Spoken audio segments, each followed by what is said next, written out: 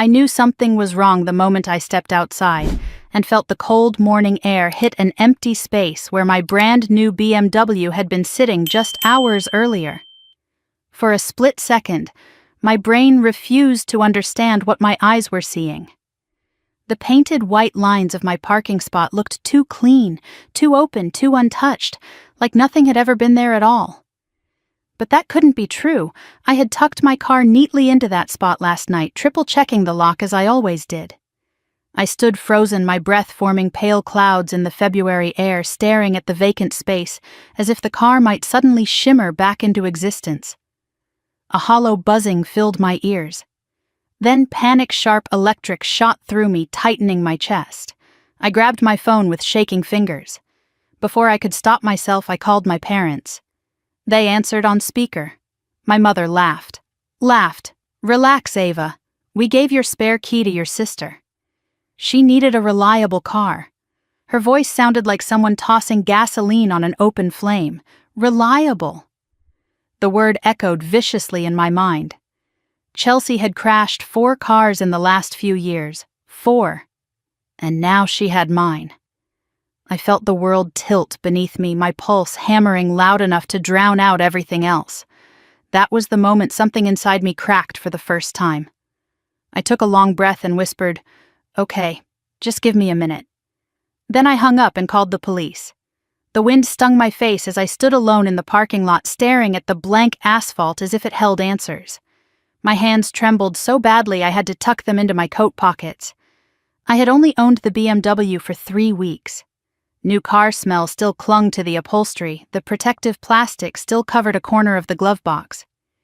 It was the first luxury purchase of my life, something I bought after years of saving, years of telling myself I wasn't allowed to want nice things. And now it was gone because my parents had handed it over like it was a casserole dish. The betrayal sat in my stomach like ice. It wasn't even anger yet, just disbelief. A kind of numb, ringing disbelief that made everything feel too bright, too sharp. My phone buzzed again, and for a moment I considered ignoring it. But when I saw Mom flash on the screen, the numbness broke. "What were you thinking?" I said the moment I picked up. "You gave her my key without asking me." "You weren't using it," she said with that breezy tone she used when she wanted to sound logical. "Chelsea needs to get to work. That salon in Mooresville finally hired her. I don't care if she's driving to the moon, Mom. It's my car." "Oh, Ava, don't start. You always get dramatic about things that don't matter. Family comes first." There it was. The line she'd recited my entire life. Family comes first. As if that justified anything. As if that excused everything. As if that meant my feelings, my boundaries, my property didn't matter at all. "She took my car without my permission," I said through clenched teeth. "That is the definition of stolen." My mother scoffed so loudly I had to pull the phone back an inch. "Ava, don't embarrass yourself. It's not stolen if your sister has it." People like her said things like that. People who convinced themselves that wrong actions magically became right if they benefited the golden child. "Where is she now?" I asked. "I don't know. Probably driving to work, or staying with one of her friends. She mentioned something about being out late last night." I closed my eyes. "So she took my car in the middle of the night, when I asked. Around 11. Your father gave her the spare key. We didn't wake you because we knew you'd make a fuss." My breath caught. They had come to my apartment, stood outside my door, handed my key to someone who had totaled more cars than she'd kept, and walked away without even knocking. I suddenly felt very cold. "I'm calling the police," I said quietly. "Ava," my mother snapped. "Don't you dare," I ended the call. Officer Ramirez arrived 15 minutes later. She was calm, efficient, no nonsense, a grounding presence in a moment when my mind felt like a spinning coin refusing to settle. She listened while I explained everything, her pen scratching across her notepad. "So, your parents entered the property last night, gave your spare key to your sister, and she drove off with your BMW," she repeated. "You didn't give permission to your parents or your sister. And your name is the only one on the registration, yes. And you believe your sister's driving history puts your vehicle at risk." A humorless laugh escaped me. She's destroyed 4 cars in the last 5 years. She wrapped one around a pole after a party. She rear-ended a parked truck because she was putting on mascara. She's reckless. Always has been. Officer Ramirez nodded. All right. Before I file this, I have to ask, are you sure you want this in the system? Once we classify your vehicle as stolen, any officer who encounters it will stop the driver. That driver, your sister, will be detained. I thought of my mother's laugh, my father's silence, Chelsea's history of smashing her life into anything that got in her way. I thought of the empty parking spot, the hollow in my chest. Yes, I said, I'm sure. She entered my license plate into the system. Stolen vehicle, active alert. The moment she pressed the button, a strange, unexpected sensation flooded through me, not fear, not guilt, but relief. As if I had been carrying something heavy for years without knowing and had finally set it down. My phone vibrated. Chelsea. I almost let it go to voicemail, but curiosity overpowered caution. What the hell, Ava, she barked the moment I answered. Mom said you're throwing a fit about your car. You took my car without asking. I asked Mom and Dad. Same thing. No, I said quietly. It's not. She huffed. Gee. Oh my God, you're such a control freak. I needed it. It's not like you were using it. You can Uber to work. My jaw tightened. Where are you? None of your business. I'll bring it back when I'm done. No, I said again. You need to bring it back now. Why are you going to tell the cops? She mocked. You don't have the guts. The officer is standing right next to me. Silence. A hard, heavy silence. You're lying. I'm not. Another silence. Longer. Then her voice shifted, uglier, sharper. You've always been jealous of me, she spat. You can't stand that Mom loves me more. I almost laughed, not because it wasn't painful, because it was so familiar. The lines, the accusations, the roles we'd all been trapped in for decades. Chelsea. I said, bring back my car. No. She hung up. Officer Ramirez raised an eyebrow. She's not coming back willingly. No, I said. She isn't. We'll find it. 4 hours later they did. My phone rang at my desk, and I bolted upright before the first vibration ended. We located your vehicle, Officer Ramirez said. You'll want to come see it. My coworker Denise drove me to the impound lot. I felt numb the entire ride, my hands cold, my throat tight. When we arrived, my eyes fell on the BMW before the officer even spoke. The front bumper was crushed inward as if something had hit it head-on.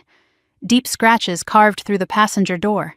The side mirror dangled, cracked straight through.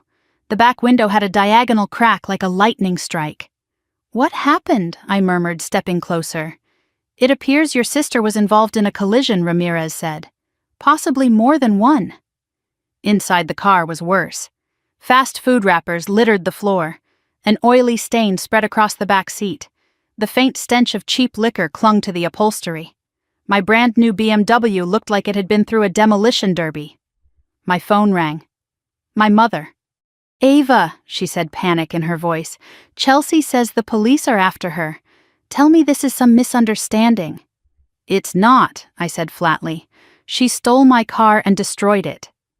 Destroyed. What do you mean? Destroyed? Chelsea didn't mention damage. Of course she didn't. You need to stop this, my mother insisted.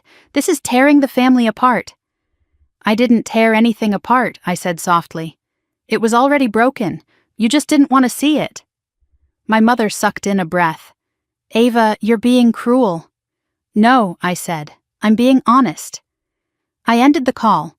For the first time in my life, I didn't apologize afterward. Insurance was next. A middle-aged adjuster named Gilbert walked around the car, shaking his head slowly. Front structural damage, keyed down the side, back glass fracture, oil contamination on the interior. Yes, this is significant. How significant? I asked quietly. He looked at me with sympathetic eyes. Potentially total loss. I inhaled sharply. A gust of wind blew across the lot, and for a moment I felt suspended between fury and freedom, grief and possibility. Chelsea's voicemail came later that night. So you actually did it, she sneered. "You called the cops on your own sister. Hope you're happy. Mom says you're destroying this family. You always were cold. You always will be." I saved the voicemail. Later, lying in bed staring at the ceiling, something inside me settled into place.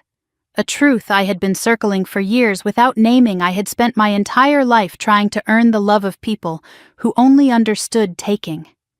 Now, for the first time, I had chosen myself. And I wasn't going back. I sat on the edge of my bed, long after midnight, my phone still warm in my hand from the last voicemail Chelsea had hurled at me. The room was quiet, except for the faint hum of the heater, but my mind felt anything but quiet. I kept seeing the empty parking space, the cracked window, the resignation in Officer Ramirez's face. I had always believed things like this happened to other families, families who were loud, chaotic, visibly fractured. But not mine. My parents always projected an image of steadiness, of being respectable, of being proper. Yet under that polished surface was a rot I had ignored for far too long. When my alarm buzzed at 6 the next morning, I felt like I hadn't slept at all. My body moved automatically through the motions: shower, quick toast, makeup, hair tied back. But my mind kept drifting back to the impound lot. To the car that didn't even look like mine anymore. To the voicemail I had replayed twice, not because I believed Chelsea said anything worth hearing, but because I wanted to understand how someone could twist a story so viciously. At work, nothing felt normal. Emails blurred, conversations faded, my coffee tasted sour, and every time my phone vibrated, even once for a grocery store coupon notification, I jumped. By mid-morning, I couldn't pretend to focus anymore. I stepped into the hallway, leaned against the cool wall, and covered my face with both hands. My coworker Denise found me there. "You okay?" she asked gently. I wanted to say yes, to offer the usual practiced smile, to pretend I wasn't unraveling. But the truth pushed through. "My sister stole my car," I whispered. "And my parents gave her the key." Denise blinked, stunned. "Your brand new car," I nodded. "Oh, Ava." She stepped closer and touched my arm. "I'm so sorry." It was the first kind, uncomplicated sympathy I had received since the whole nightmare began. I swallowed hard, emotion tightening behind my ribs. "I don't know what I'm supposed to feel," I admitted. "Angry," she said without hesitation. "You're supposed to feel angry." But anger wasn't what filled me. It was something more numbing, something closer to grief. I didn't stay at the office long. My concentration was gone, and every tick of the clock felt like sandpaper against my nerves. I told my supervisor I needed a personal day, grabbed my coat, and left. Outside, the February air was crisp, the sky a washed-out blue. I pulled my collar tight around my neck as I walked to the bus stop. Without my car, the commute home felt strangely exposed, as if I had been pushed backward in time, back to my early 20s when I took the bus everywhere and felt invisible and overlooked. When I got home, I stood in the doorway of my apartment and let the silence settle around me. It felt heavy, but not suffocating. More like a silence that had been waiting for me to finally listen. My phone buzzed. "Mom." I let it buzz until it stopped. A moment later, it buzzed again. "Dad." And then, unbelievably, Chelsea. I turned the phone face down on the counter. I needed space to think, to breathe, to understand what to do next. I made a cup of tea and sat at the kitchen table. Steam curled upward in thin, quiet threads. For a while, I just watched it, letting the warmth settle into my hands. It grounded me enough to begin sorting the tangled threads of what had happened. My parents had come onto my property unannounced. They had given my spare key to a woman who had totaled cars like most people misplace pens. They hadn't called. They hadn't asked. They hadn't even left a note. And yet they expected gratitude. They expected silence. They expected me to swallow my discomfort like I had swallowed countless unfair things growing up, like when Chelsea threw a hairbrush at my face, and my mother told me, "You know how emotional she is." Or when Chelsea crashed the family SUV into a mailbox and my father said, "Don't be upset. She already feels bad." Or when Chelsea destroyed my favorite necklace as a kid and my parents excused it with, "She didn't mean it." There had always been a reason to forgive her. There had never been room for my feelings. My chest tightened. As a child, I had believed the imbalance was love, that they needed more energy for her because she was fragile. But now as an adult, the truth looked different. They had let Chelsea become unstoppable because they had never stopped her. And now she had crashed through my life like she did with everything she touched. My tea cooled. I didn't drink it. Around noon, a knock sounded at my door. Sharp, hesitant. I froze. For a heartbeat, panic flashed through me. Someone had been in my parking lot last night. Someone could have seen Chelsea take the car. Someone might know where she lived now. Someone might have followed her. I stood completely still. Another knock. Ava, it's Officer Ramirez. My spine loosened slightly. I opened the door. I wanted to check in, she said. I know yesterday was a lot. Her voice, steady and unapologetically grounded, was a relief. Do you have an update, I asked? Not yet. But we will. I did want to go over your official statement with you. She stepped inside, and for a moment I felt strangely self-conscious about my apartment. The neatly stacked books, the spotless kitchen, the soft gray throw blanket folded on the sofa. My life was built on order and responsibility. My sister's life was built on chaos. My parents had always loved her chaos more than my stability. Ramirez sat across from me at the dining table and reviewed her notes. You said your parents gave your sister the key around 11 p.m. last night? Yes? And your parents didn't attempt to notify you, call, text, knock, anything? No. She nodded. It's extremely unusual for someone to access another adult's property without consent, let alone hand over a vehicle. This is a clean case. Your decision to file makes sense. Her reassurance struck something deep inside me, a part of me that had been trained for years to question my right to boundaries. Do people really do this? I asked softly. Families, I mean. Do they treat each other's property like it doesn't matter? Ramirez's expression softened. More than you'd think. Sometimes the most complicated cases aren't strangers. They're relatives who believe they're entitled to someone else's things. Entitled. That word fit perfectly, like a puzzle piece clicking into place. My phone buzzed again. I didn't check it. Take your time with this, she said as she stood. And don't answer calls that upset you. You're not obligated to manage their emotions. A simple statement, but it felt revolutionary. When she left, the apartment felt quieter but not empty. Quieter in the way that meant something had shifted. The afternoon passed in a series of small, deliberate actions. I made lunch but didn't eat more than a few bites. I folded laundry. I opened my laptop intending to check work emails, then closed it again. My mind kept drifting to the same unsettling place. What if Chelsea crashed into someone else? What if she hurt someone? What if this went beyond property damage? That fear festered, and with it came a strange, unexpected grief. Not for the car, but for the version of me who still believed my family would someday treat me fairly. By late afternoon, sunlight slanted low across my living room floor. I picked up my phone, hesitated, then opened my parents' message thread. There were 12 missed calls. A string of texts from my mother, Ava. This is unnecessary. You're overreacting. You know your sister struggles. You should be supporting her, not punishing her. This is not what family does. Not once did she ask how I was. Not once did she acknowledge what they had done. It was like staring at a map and finally seeing all the wrong turns, all the dead ends, all the circles. My father had sent only one text. Call us. We need to talk. I didn't reply. I turned off my phone completely. Evening crept in slowly. I sat on my couch, knees drawn up, staring at the blank TV screen. Outside, streetlights flicked on one by one. A dog barked in a neighboring building. Someone laughed in the hallway. Life continued undisturbed. For the first time that day, I let myself breathe deeply. I wasn't losing my mind.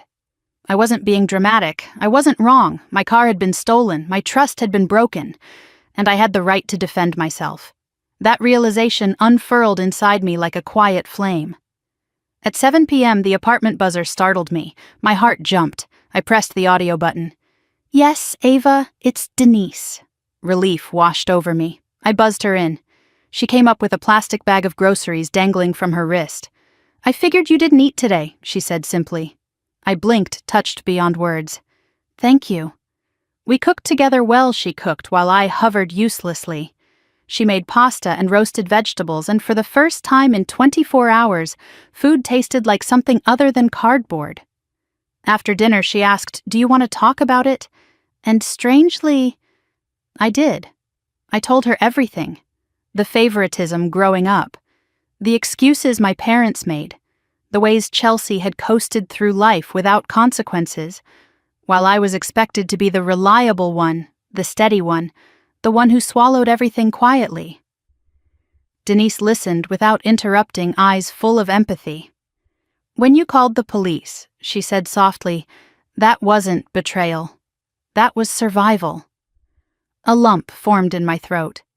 "You know," she continued, "some families confuse love with possession. They think because you belong to them, they get to decide what you should give up." I nodded slowly. "That's exactly what it feels like." "You're allowed to protect yourself," she said, "even from them." After she left, I stood at my window and watched the lights of the city flicker in the distance. Charlotte had always felt like a place where people reinvented themselves. Maybe I could reinvent myself too. At 9 p.m., I plugged my phone back in and turned it on. Notifications flooded the screen, buzzing nonstop. I watched them come in unread. Then I silenced them and placed the phone screen down. The world outside dimmed to a gentle hum. My apartment felt different, not bigger, not emptier, but mine. Entirely mine.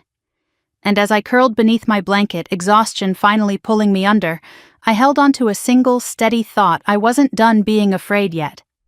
But I was done being controlled. The call from Officer Ramirez came just before lunch, right as I was staring blankly at my computer screen pretending to work. My phone vibrated once, then again, and when I saw her name, my stomach twisted sharply. "We found your vehicle," she said as soon as I answered. "I think you should come in person." My breath hitched. "Is it drivable?" A pause. "It's best if you see it yourself." The tightness in my chest spread until it felt hard to breathe. I grabbed my coat, told Denise I had to go, and left the building. She offered to drive, and I didn't argue. My hands were shaking too badly to hold a steering wheel. The impound lot sat behind tall chain-link fences, strung with barbed wire rows of damaged vehicles lined up like casualties from a silent war. The air smelled faintly of oil and cold metal. Something inside me recoiled at the idea of my beautiful BMW sitting here among these broken machines. Ramirez waited near the entrance. When she saw me, her expression softened. "I need you to prepare yourself," she said quietly. "I'm fine." I lied, because admitting anything else felt like weakness. But the moment she led me deeper into the lot, dread pooled in my stomach. And when she stopped walking, when my eyes followed the line of her arm toward a familiar silver shape, the air punched out of my lungs. My BMW didn't look like my BMW. The front bumper caved inward as if it had struck something hard head-on. Scratches gouged the paint along the passenger side, jagged long lines like someone had taken a key to the surface. The driver's side mirror hung loose, cracked clean across the center, and the rear window held a spiderweb crack stretching diagonally as though something heavy had slammed into it from inside. I stepped closer on unsteady legs. Every detail hurt. What? What did she do to it? My voice scraped out of me. Ramirez shook her head. "Based on the damage, it appears there were multiple impacts. Possibly a minor collision, then scraping along a narrow space. There's interior damage, too." Interior. The word chilled me. I opened the driver's door. The smell hit first: stale food, spilled alcohol, something sour beneath it. Fast food wrappers littered the floor, crumpled napkins, an overturned cup sticky with dried soda. My brand new leather seats bore an oily, dark stain across the back bench. I ran my fingertips across it instinctively and immediately regretted it. Whatever it wasn't edible. She must have had people in here, I whispered. The thought twisted something inside me. Why would she? Ramirez crouched to pick up a small scrap of paper wedged between the center console and the seat. She held it up so I could see the rushed, uneven handwriting. Don't tell her. I'll fix it later. My mouth went dry. It was Chelsea's writing. I knew it instantly. The messy, slanted letters. The way she crossed her T's with a little upward flick. She knew she damaged it, I said. She knew before she abandoned it. Ramirez didn't dispute it.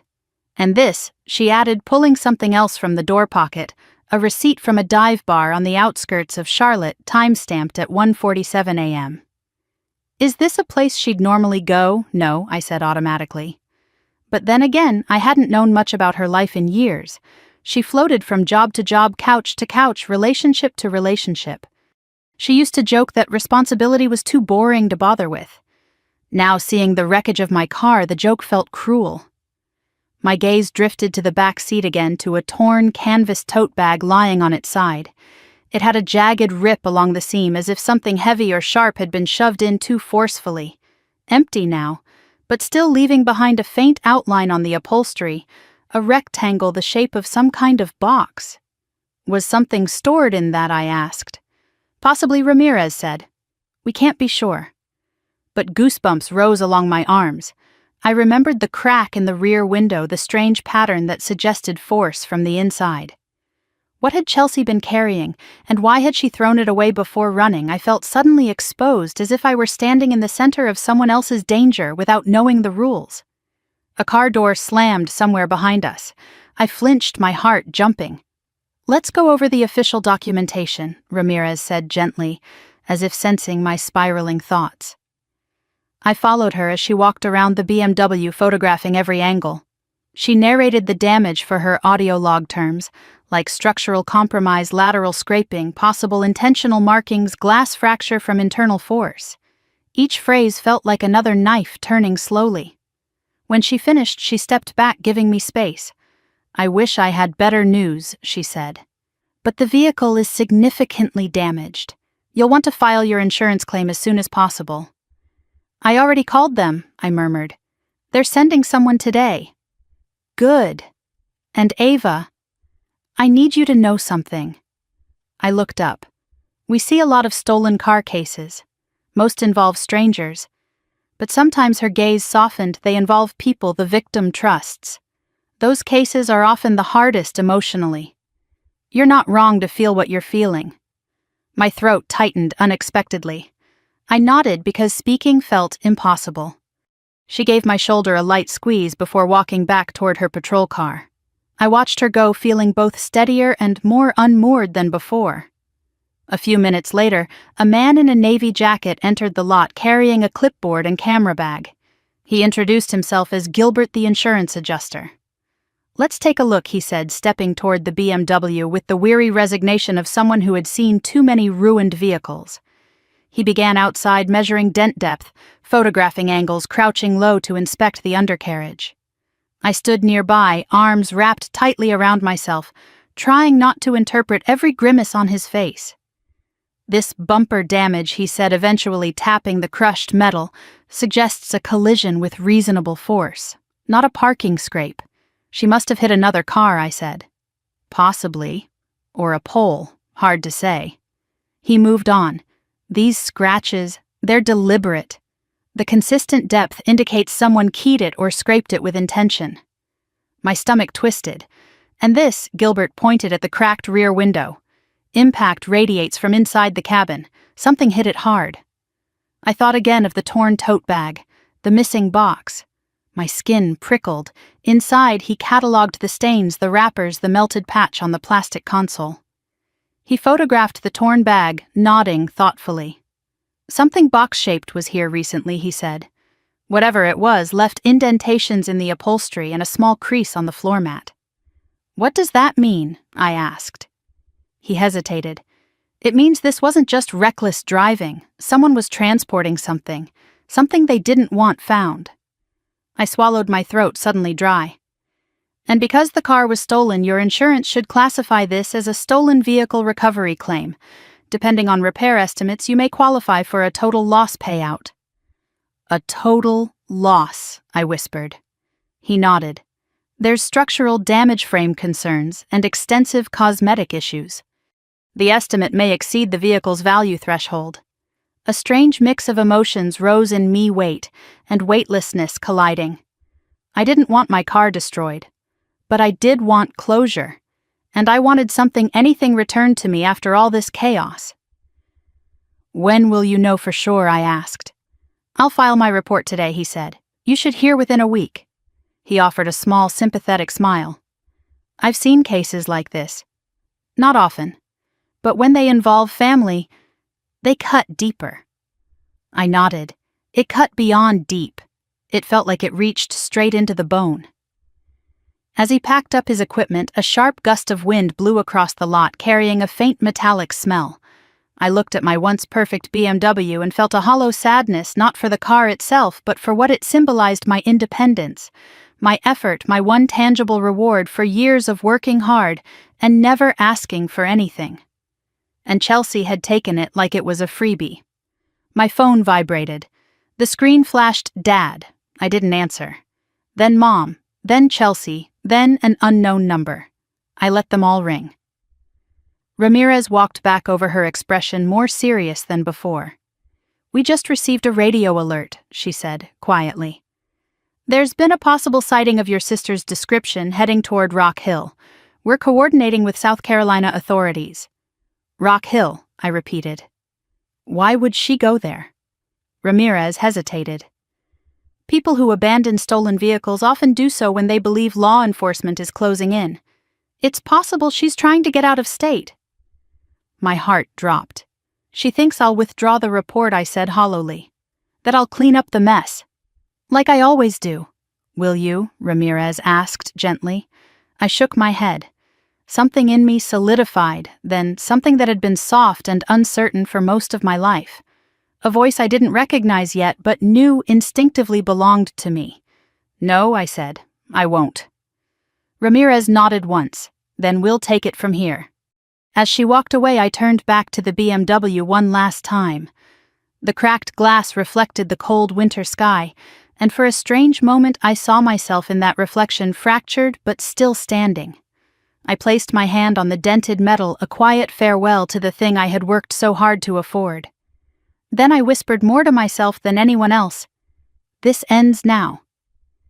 And for the first time since this nightmare began, I almost believed it. I drove to my parents' house with a hollow steadiness, the kind that rises when fear has burned itself out and leaves something sharper behind. Their neighborhood looked as serene as ever, large porches, trimmed hedges, pastel shutters, all pretending safety, pretending harmony.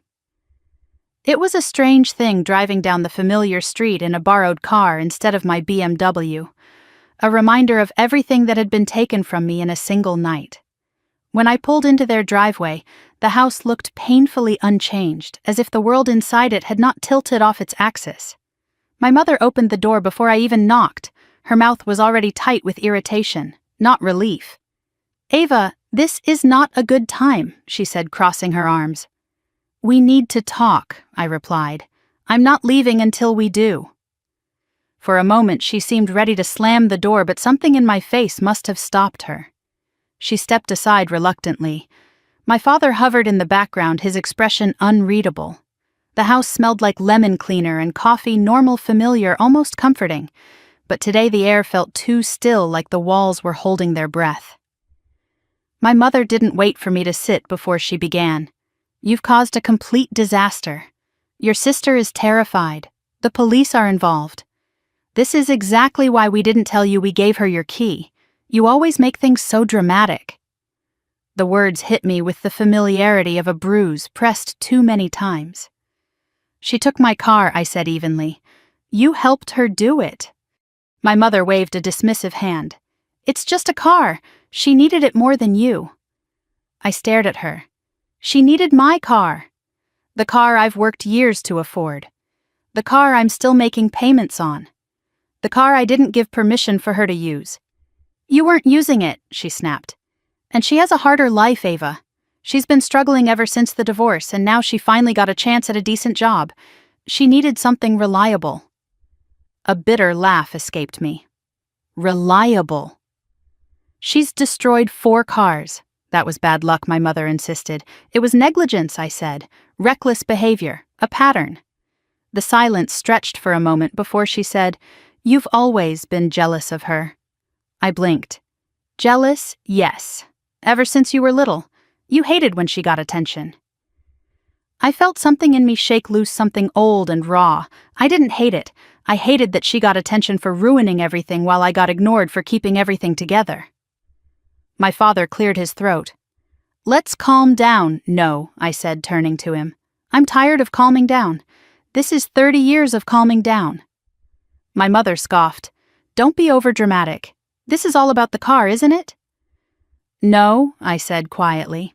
It's about everything. The air shifted. Even my father seemed to feel it. You let her do whatever she wanted, I said. Break things, lie, manipulate, hurt people, and every time she did, you made excuses. She's emotional. She's fragile.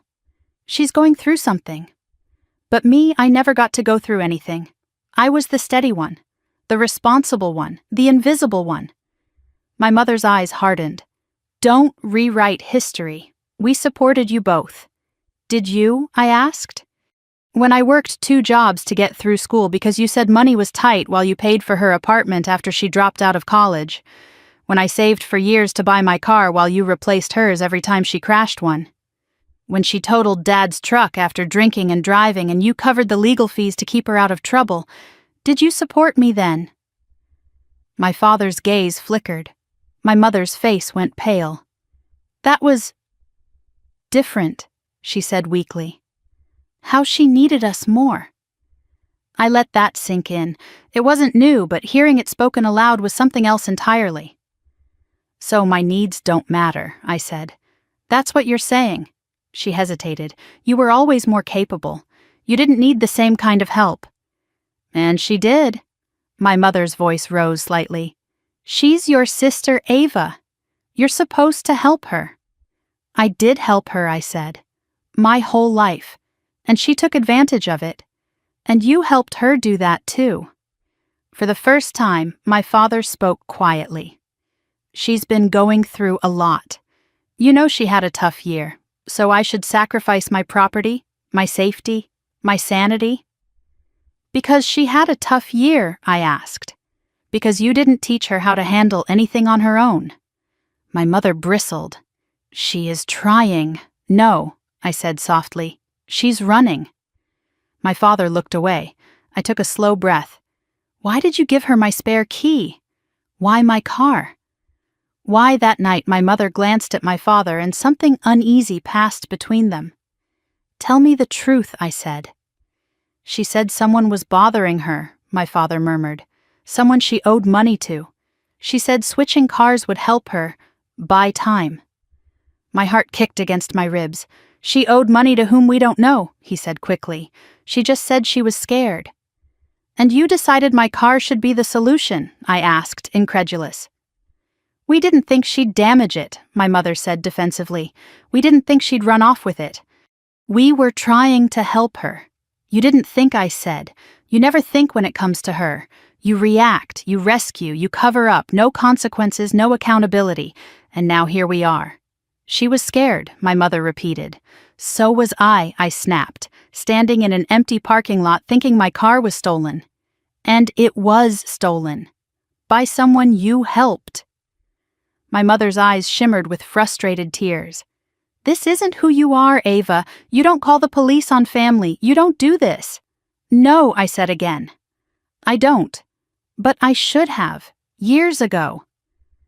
My father pressed a hand to his mouth as if trying to hold back a truth. Tell me everything I demanded. My mother flinched. There were incidents, my father said slowly. Financial troubles, a few bad relationships, people showing up at the house looking for her. We paid them to leave. What kind of people? My voice was barely above a whisper. Ava, my mother said sharply, Don't twist this." "What kind of people?" I repeated. My father looked pained, the kind who make threats. My skin prickled. "And she brought them to my apartment. Did she give them my address too?" "No," my mother snapped. "We never told her. But she had the key," I said. "She could have come at any time. She could have brought anyone." My mother's silence told me everything. A cold realization slid down my spine. "You didn't care what it cost me, as long as she got away." My mother's voice cracked, brittle and defensive. "We didn't know she would damage it that badly." I stared at her. "What do you mean?" I asked, slowly. "That badly?" Her face tightened, the words already escaping before she could catch them. "We knew she might have a mishap or two. But we didn't expect." I took a step back. "You knew, Ava. You knew she was likely to damage it." I said, my voice trembling now with something deeper than anger. "You knew, and you still gave her my car. And you didn't tell me." My father closed his eyes. My mother pressed her lips together. "It wasn't supposed to go this far." "This far," I echoed. "She stole my car, she wrecked it, she abandoned it. She dragged me into whatever mess she's in, and you're upset because it went too far." My mother's chin quivered. "We were trying to protect her." "And who was protecting me?" Silence. Dense, suffocating silence. For the first time in 30 years, neither of them had an answer. I took a breath that felt like breaking through water after being underwater too long. "I'm done," I said. "I'm done cleaning up her messes. I'm done being the backup plan. I'm done pretending this is normal." My mother shook her head. "Ava, please." "No," I said firmly. "You created this. You enabled this. And now she has to face the consequences." "Consequences?" my mother whispered, horrified. "You're going through with the charges, yes." Tears spilled down her cheeks. "This will tear the family apart." "It was already torn," I said quietly. "I just stopped pretending the pieces still fit." I turned toward the door. My father stepped forward, but I lifted my hand to stop him. "Don't," I said. "Not today." My mother's trembling voice followed me down the hall. "Ava, wait. There's something you don't know about that night." I paused at the doorway, my hand resting on the cool brass handle. I didn't look back. "What don't I know?" I asked. My mother hesitated, then whispered, "She wasn't alone." My heartbeat stumbled. "What do you mean?" But she shook her head, tears streaking her face. "Just be careful." The warning lingered in the air like smoke. I walked out of the house, the door clicking shut behind me, knowing with absolute certainty that nothing between us would ever be the same again. I sat in my car in their driveway long after the engine stopped ticking, gripping the steering wheel like it was the only thing keeping me from collapsing. My mother's last words. "She wasn't alone," echoed in my skull, looping over and over until the meaning twisted into something darker. I stared straight ahead, unable to turn the key, unable to start the car, unable to breathe normally. It felt like the world around me had tilted. If Chelsea hadn't been alone, then whoever she was with had also been inside my BMW. Someone I didn't know. Someone she didn't want me to know about. Someone connected to people who made threats, as my father had quietly confessed. Fear crept into my spine, subtle but cold, the kind that feels like a warning. I forced myself to inhale deeply, then another. Finally, with trembling hands, I started the engine and pulled away from the house. I didn't drive home. I couldn't be alone with those words rattling around inside my head.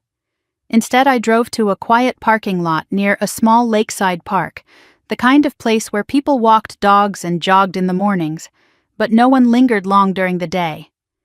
I sat there staring at the rippled surface of the water, letting time pass without noticing. Eventually, my phone buzzed with a message from Officer Ramirez. "Update. Working with Rock Hill PD to locate your sister. We'll keep you posted."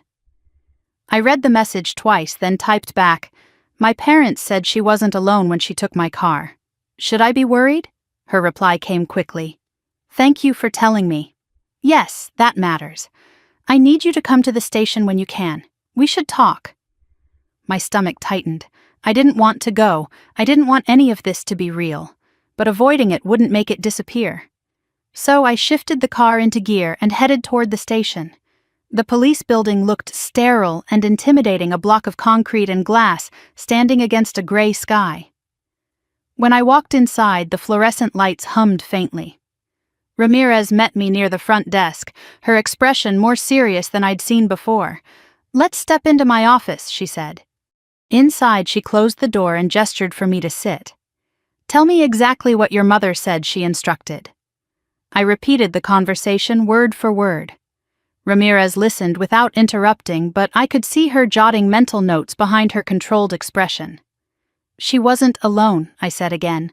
"My mother wouldn't explain further. Did your parents mention anyone else by name?" "No." "They looked scared." "And have you been scared too?" I hesitated, then nodded. "That's normal," Ramirez said. "But we need facts. Your sister may have been involved with people who use stolen vehicles for more than transportation. There are cases where cars are used to move drugs, cash stolen goods, or weapons. If your BMW shows signs of interior impact, which it does, that could indicate something was inside the vehicle that someone didn't want found." A chill spread through my body. "So I could be in danger." "We don't know yet," she said honestly. "But I want you to be cautious. Change your locks. Don't answer your door at night. Keep your phone on you, and let us handle the rest." I nodded slowly. "Your sister abandoned the vehicle," Ramirez continued, "which suggests panic, not planning. People who work with criminals don't abandon stolen property unless something went wrong." I swallowed. Something like what she may have been pressured, threatened, or she may have been trying to get away from whoever was with her. "That doesn't make me feel better," I whispered. "It shouldn't," Ramirez said bluntly. "But it does make it more important that you stay out of it. Do not contact your sister. Do not contact anyone your sister knows. Focus on protecting yourself."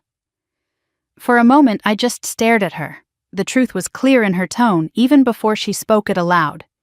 "You were dragged into something you didn't consent to," she said gently. "You're a victim in this case, legally, emotionally, financially. We're going to make sure you're safe." The word victim stung in a way I hadn't expected. I wasn't used to being seen as someone who needed help.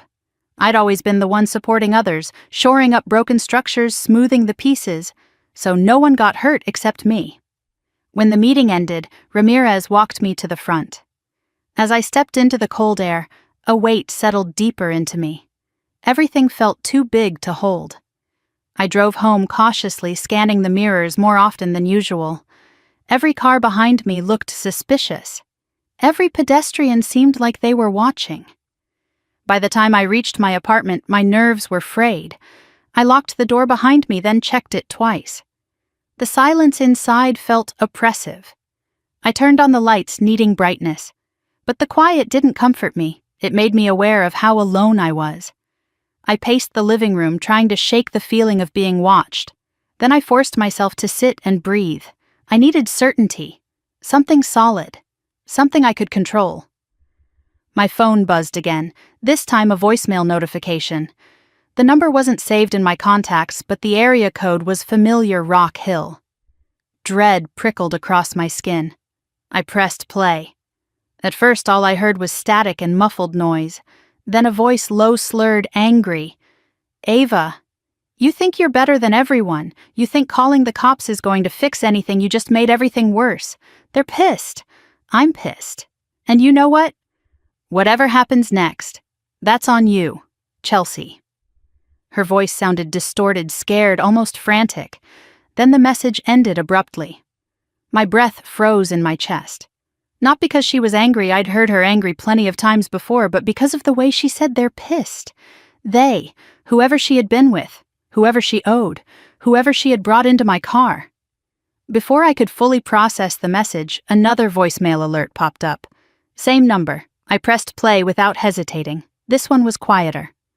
The background noise was a car engine revving unevenly. "Ava, I messed up.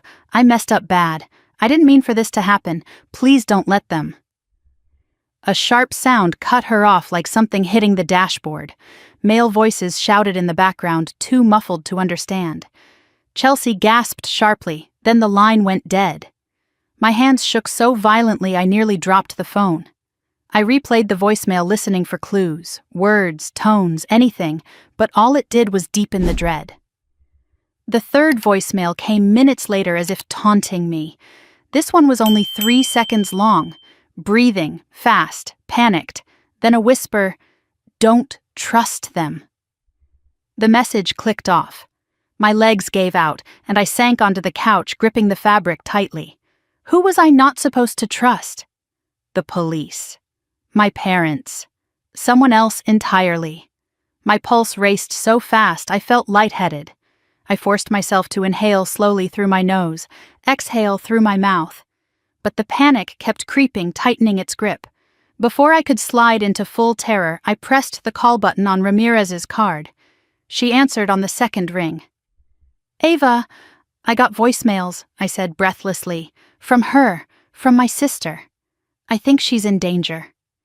"Calm down," Ramirez said, though her voice sharpened with urgency. "Tell me exactly what the messages said." I repeated each one word for word, trying to ignore how my voice trembled. When I finished, Ramirez was silent for several seconds.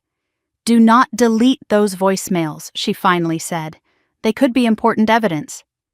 Is she okay?"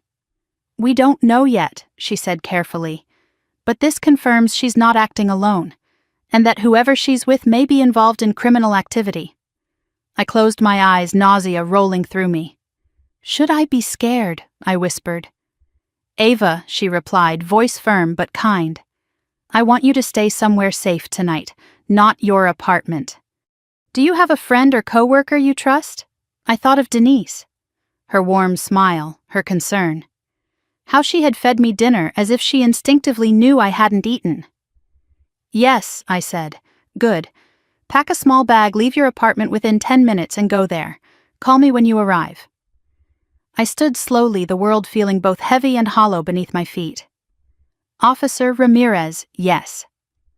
"What if they come looking for me?" "Then we'll handle it," she said. "But right now you need to leave." I hung up, grabbed my keys, and threw a few essentials into a backpack: wallet, charger, toothbrush, a change of clothes. My hands shook the whole time. Before stepping outside, I paused at the door, listening for footsteps in the hall. Silence. I cracked the door open and peered out. Nothing. Still, my heart pounded as I walked to the elevator. Every sound felt amplified, every shadow deepened. When I reached my car, I looked around the lot carefully. A dark sedan sat 2 rows away with tinted windows. It didn't move. No one stepped out. Still, I rushed into the driver's seat and locked the doors immediately. The engine turned over and I pulled out of the lot, checking my mirrors again and again. I drove toward Denise's neighborhood, gripping the wheel so tightly my knuckles ached. I didn't know where Chelsea was. I didn't know who she was with. I didn't know what they wanted from her or from me. But I knew one thing for certain. This was no longer about a stolen car. Something darker had slipped into the edges of my life. And it wasn't going away. Denise opened her front door before I even knocked, her face tightening with worry when she saw the state I was in. I must have looked pale wild around the edges, my backpack slung over one shoulder like I'd run straight from danger. "Ava, what happened? I need to stay here tonight," I said, my voice thin. "I'll explain, I promise, but can I come in?" "Of course," she said, immediately stepping aside. "Get inside." Her house smelled like vanilla candles and fresh laundry, warm and comforting in a way my apartment hadn't felt in days. The lights were soft enough that my eyes stung for a moment as I took off my coat and dropped my bag by the entryway. "Sit down," she said, guiding me to the couch. "I'll get you water. You look like you're about to pass out." I probably was. My hands hadn't stopped trembling since the last voicemail. While she stepped away, I inhaled shakily, trying to steady my breathing. The quiet murmur of her kitchen faucet felt grounding. She returned with a glass and set it gently in my hands. "Okay," she said softly. "Tell me everything." I took a sip, then another before I could force myself to speak. "My sister called," I whispered. 3 voicemails. She sounded drunk, panicked. And she said, the words stuck in my throat. Denise waited patient steady. She said there were people with her, people who were angry, people she owed something to. And then in the last message she said, "Don't trust them." Denise's eyes widened. "Don't trust who I don't know." My voice cracked. My parents, the police, her friends. Whoever was in my car. I don't know anything anymore. I curled forward, elbows on my knees, hands covering my face. Everything felt too much, too loud inside my head, too quiet outside it. A storm pressing against glass. Denise rubbed slow circles between my shoulders. The gesture nearly undid me. "You did the right thing by coming here," she whispered. "You're safe. Safe." The word felt foreign. "I also need to tell you something else," I said after a moment. My parents admitted Chelsea wasn't alone when she took my BMW. Denise froze. "You're kidding. I wish I were."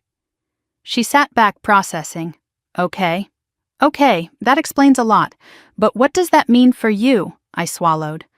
"Officer Ramirez wants me to stay away from my apartment for a while." "Good.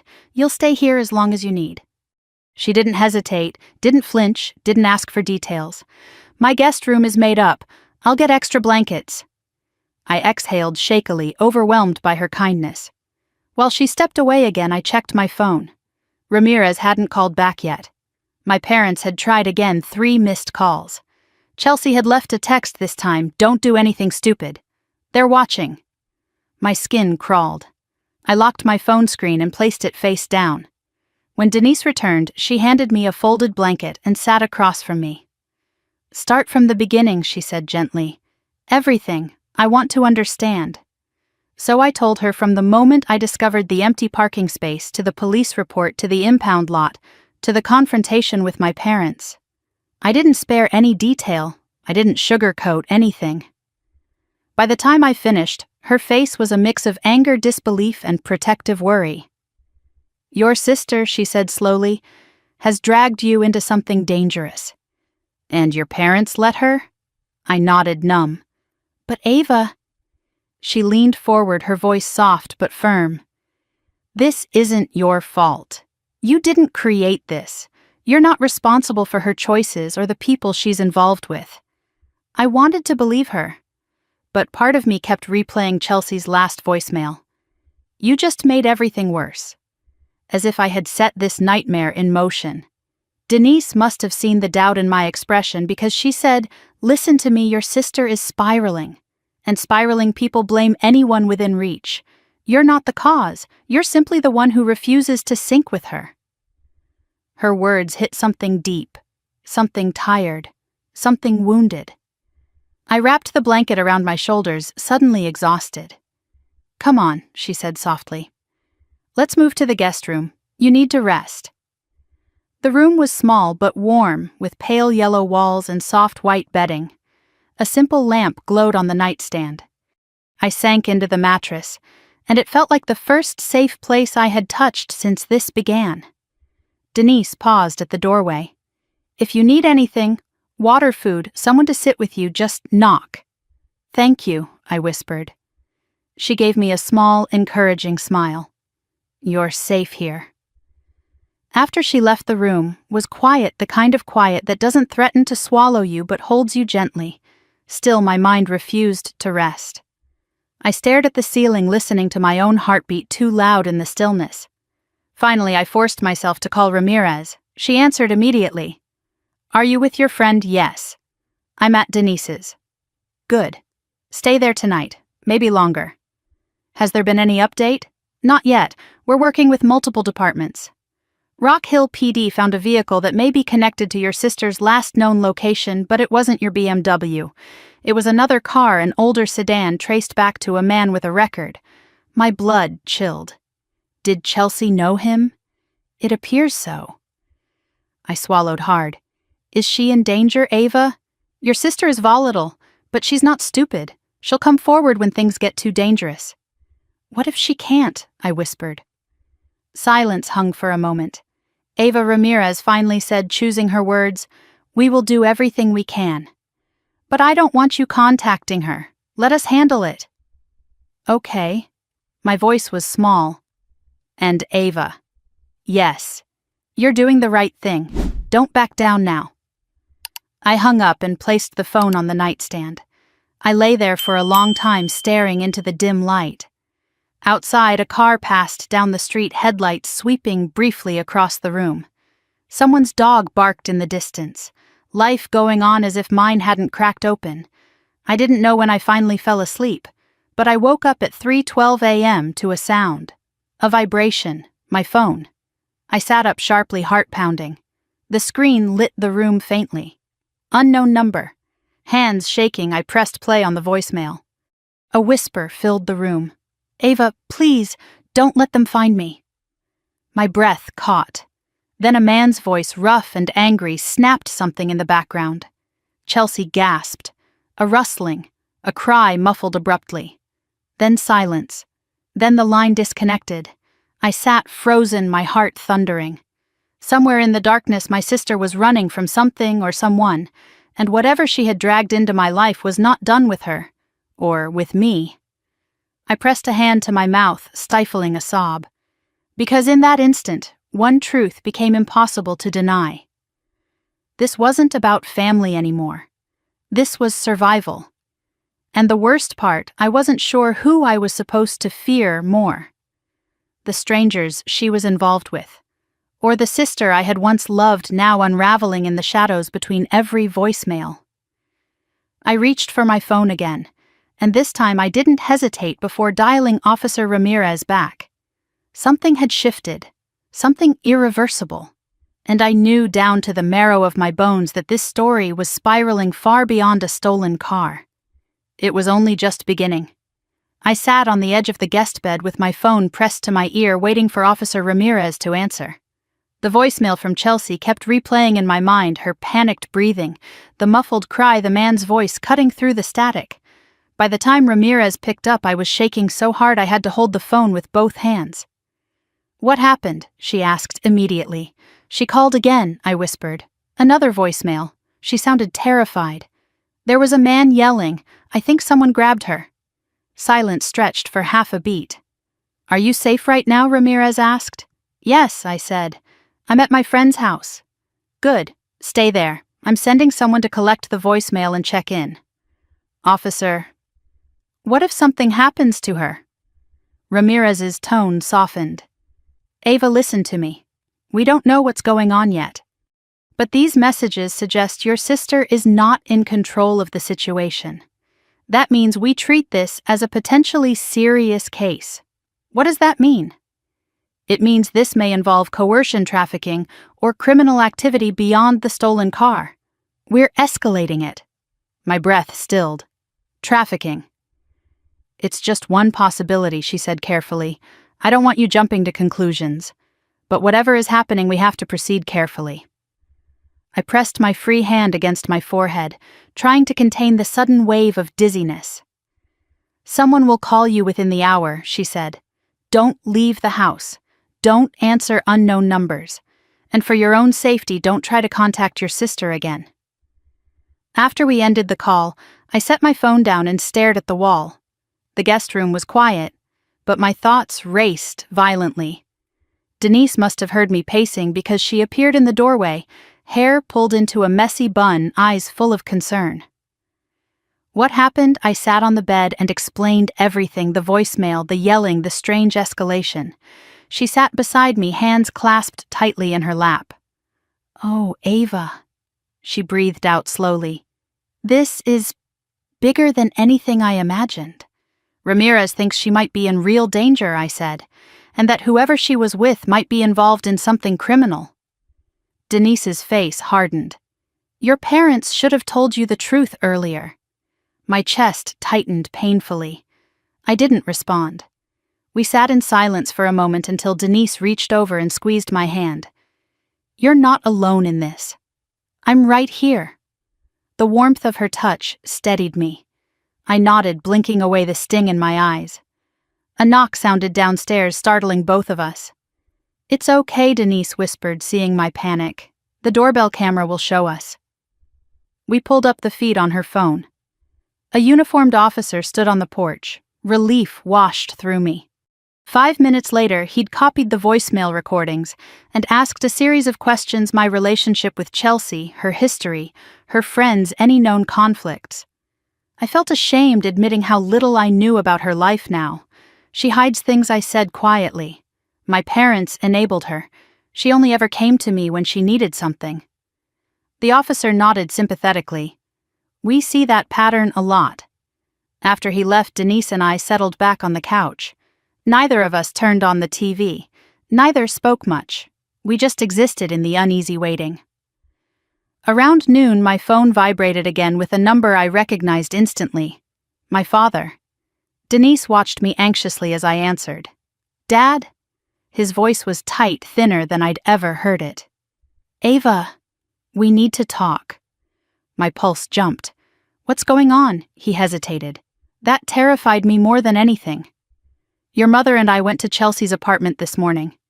The door was open. Cold dread poured through me. Was she there? No, he said, voice trembling. But her place was destroyed.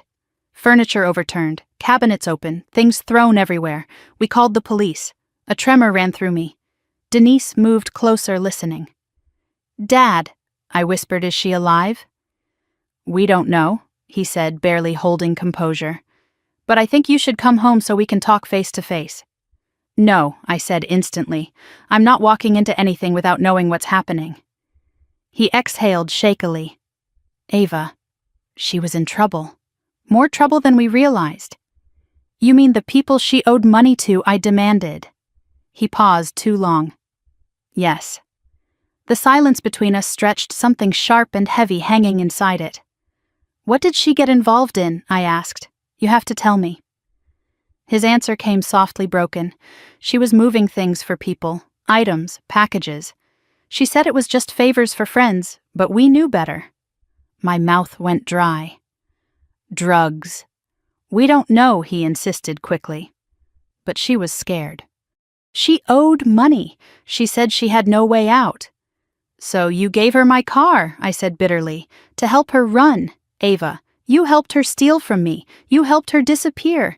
And now she might be. My voice cracked. Dad's voice trembled. We never wanted you in danger. We thought, if we acted fast, we could fix it before you found out. A sound escaped me, half sob, half disbelief. You didn't protect me. You exposed me. There was a shuffling noise on his end. Then my mother came on the line. Ava, she said, her voice trembling. We didn't know things would go this far. Yes, you did, I said. You just didn't care. She inhaled sharply, wounded. We've made mistakes, but she's your sister. She's in danger. We need to come together as a family. No, I said coldly. You need to tell the police everything. That's how this gets fixed. My mother's silence spoke volumes. You didn't tell them everything, did you? Still silence. You're protecting her even now. Ava, she finally whispered, she's our daughter. So am I said. But that never seemed to matter. I hung up before she could respond, my hands trembling. Denise sat beside me, jaw tight. Ava, this isn't just a family crisis anymore. This is criminal. I know, I whispered. What are you going to do? I stared at my phone, the weight of everything crashing down at once. I'm going to tell the police everything, every detail, every voicemail, every lie my parents ever covered. They need the truth if they're going to find her. Denise nodded. And I'll be with you every step. I took a long breath, grounding myself. Before I could say anything else, my phone buzzed again, this time a text. Unknown number.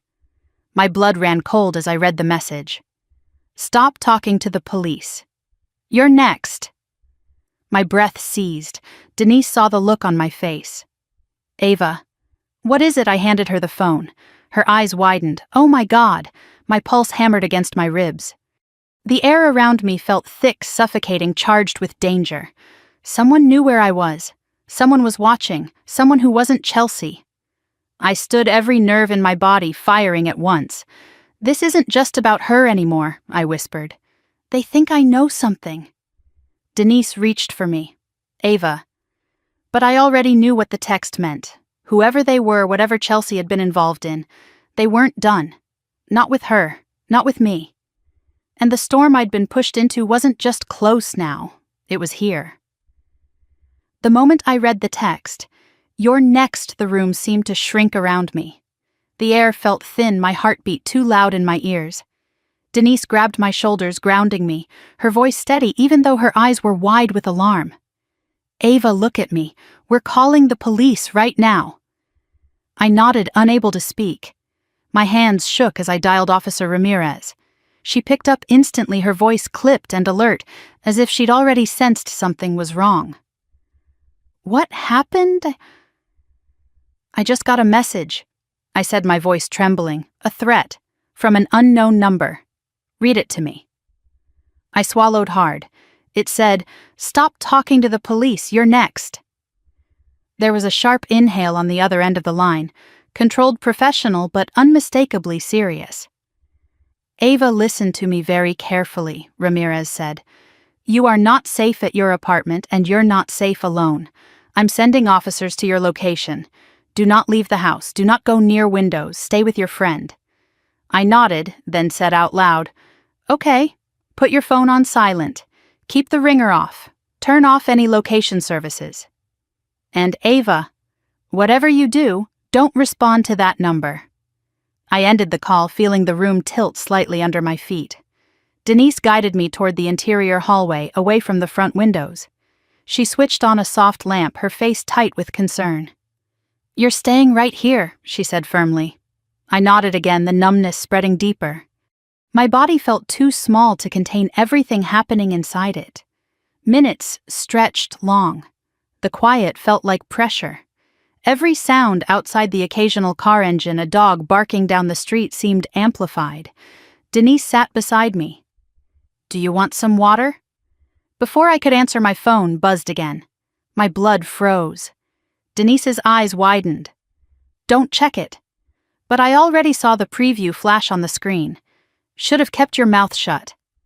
My stomach lurched. Ava, Denise whispered, Put the phone down. I placed it face down on the couch, breathing fast and shallow. My pulse thudded so hard it made my fingers tingle. Denise grabbed her own phone, opening the doorbell camera app again. Nothing. Empty street. Stillness. Whoever it is, she said softly, they're trying to scare you. That's what people like this do. But you're not alone. And the police are coming. I tried to nod, but tears stung my eyes. Not from fear, though fear throbbed through me, but from a deeper pain. I never wanted any of this, I whispered.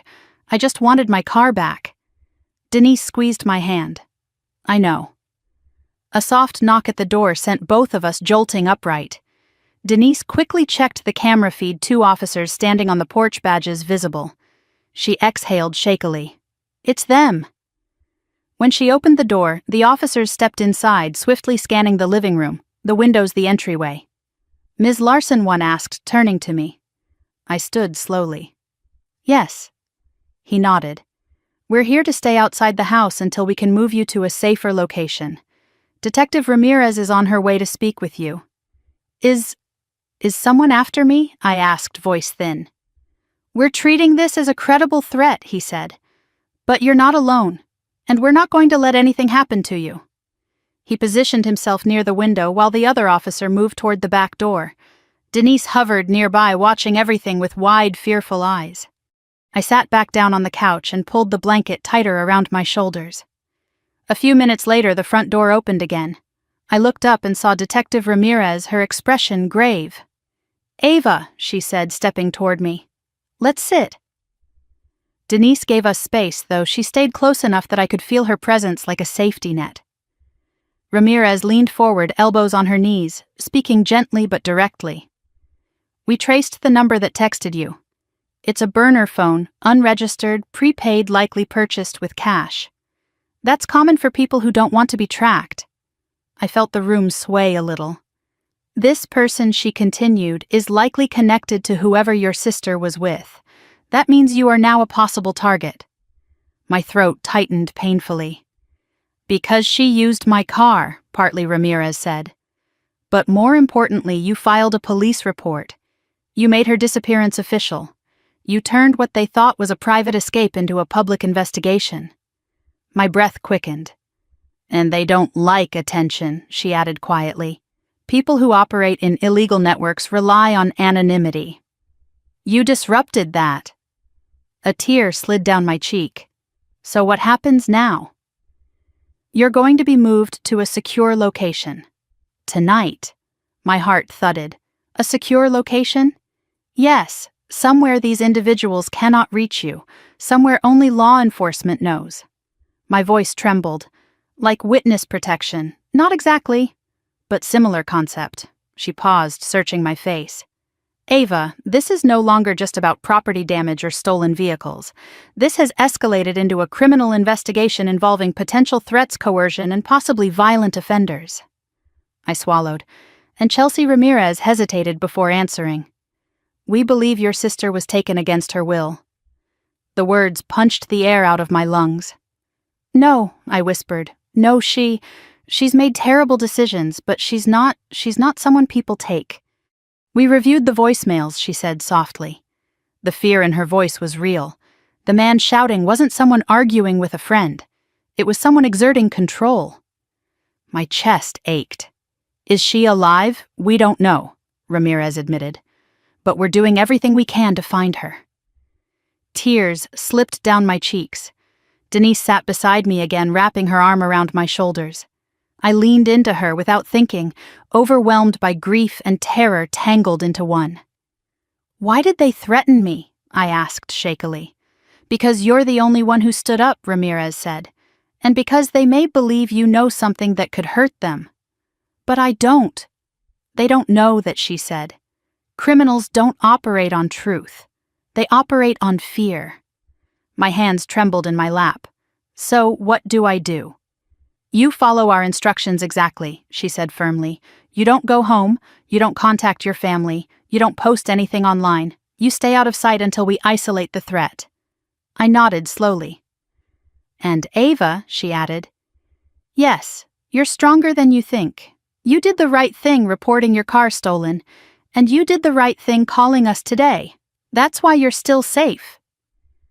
Her words cracked something inside me. A tiny breath of relief. A glimmer of permission to not blame myself for every piece of this nightmare. We'll leave in 10 minutes, she said, standing. Grab anything essential. Only what you can carry. I wiped my eyes and stood on shaky legs. Denise followed me into the guest room. I'll come with you, she said. No, I murmured. You've done enough. I can't pull you into this. She crossed her arms. Too late. I'm already in it. I almost laughed an exhausted emotional sound before hugging her tightly. Thank you, I whispered. Always, she replied. When I returned to the living room with my backpack, Ramirez waited by the door, flanked by 2 officers. The house felt smaller now, almost fragile. Ready, she asked. No. But I nodded anyway. As we stepped onto the porch, the cold air hit my face. The street was quiet, the world deceptively calm. But under the surface, something dangerous was moving, pulling me into a story I had never agreed to be part of. A black unmarked car idled at the curb. The back door opened. Ava Ramirez said, gently guiding me forward, "We're going to keep you safe." One step at a time. I slid into the back seat, clutching my bag, heart pounding. As the door closed and the car pulled away, I watched Denise's house disappear from view. I didn't know where we were going. I didn't know what would happen next. But I knew one thing with cold, startling clarity. My sister's choices had ignited something violent. And now the flames were coming for me. The safe house was nothing like I imagined. I'd pictured a bunker maybe, or a dim motel room tucked behind a highway exit, but instead the unmarked car pulled up to a modest 2-story brick townhouse on a quiet cul-de-sac.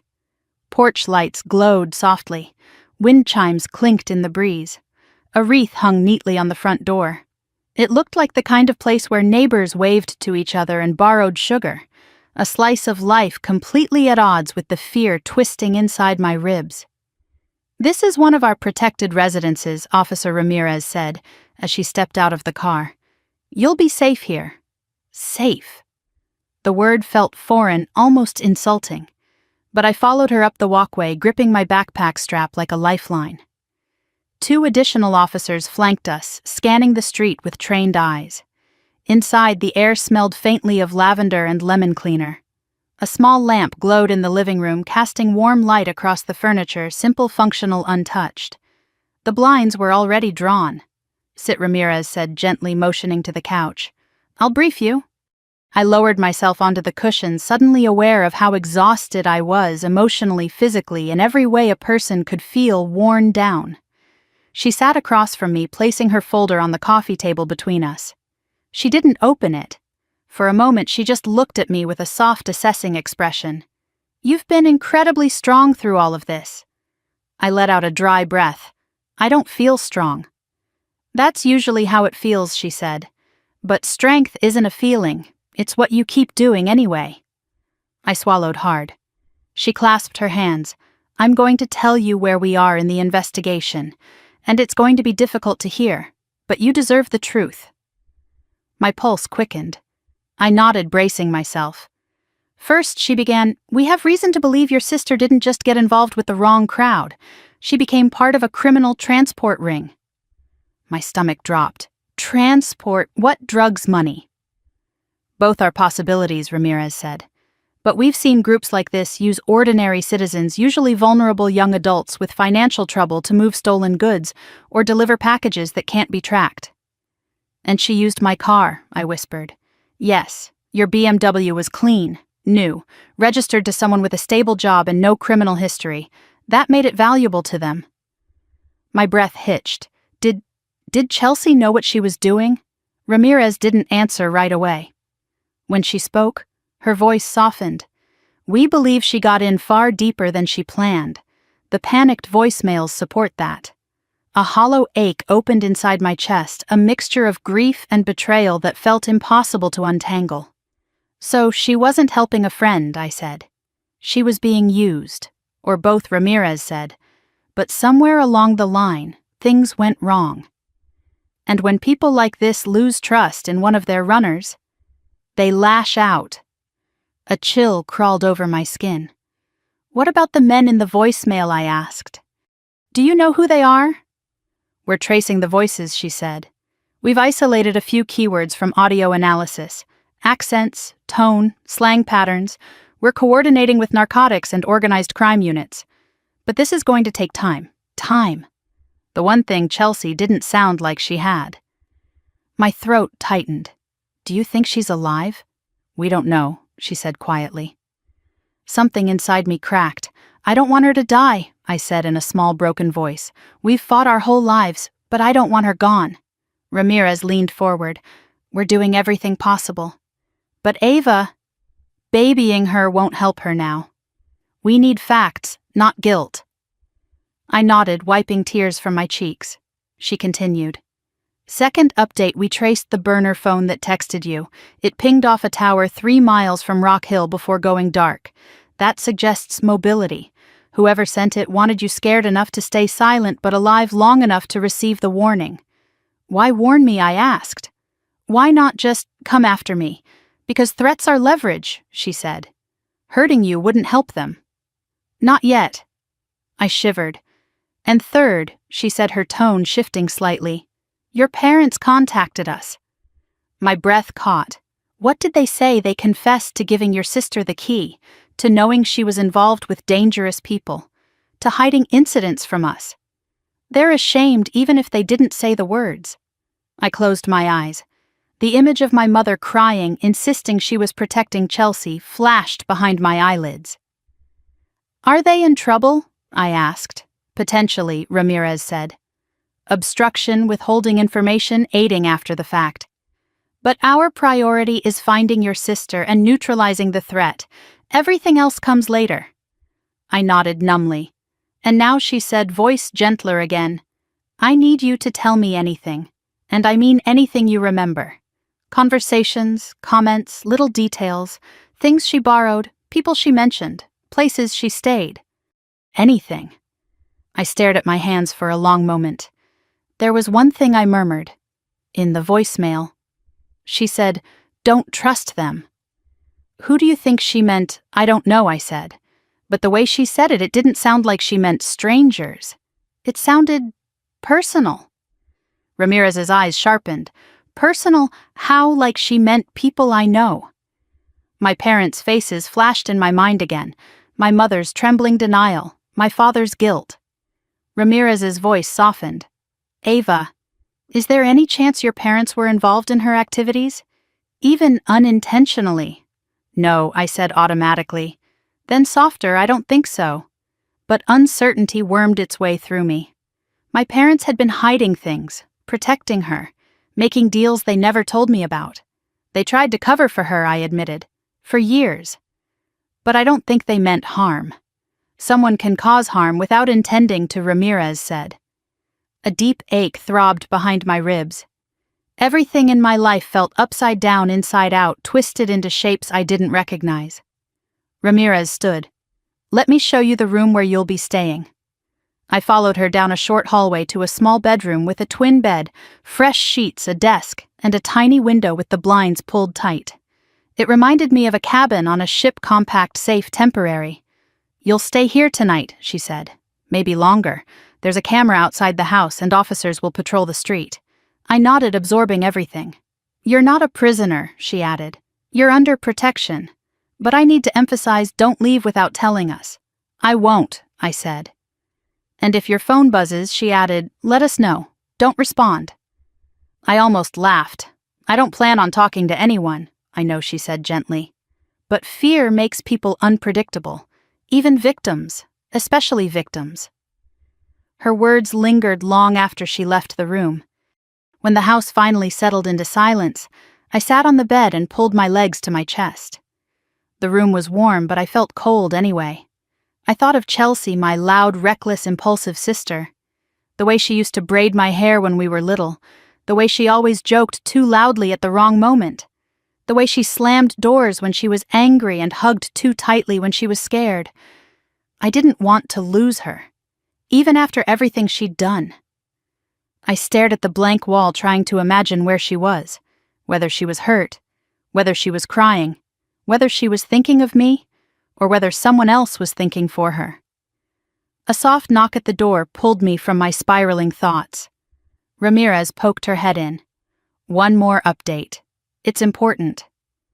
My heart thudded. What we found surveillance footage near the impound lot from the night your sister abandoned your BMW. My breath caught, and Ramirez stepped into the room fully. She wasn't alone, she said quietly. 2 men were with her. One remained with the car. The other forced her into a different vehicle. The world around me seemed to fade. No sound, no breath, just a cold, sharp truth sinking in. Kidnapped, I whispered. We're treating it as such, Ramirez said. I covered my mouth, tears streaming silently. Ava, she added, voice firm but gentle. This isn't your fault. None of this is your fault. But what happens next depends on everything we find. I nodded, sobs shaking through me because finally I understood the truth I'd been avoiding. My car hadn't just been a target. My sister had been.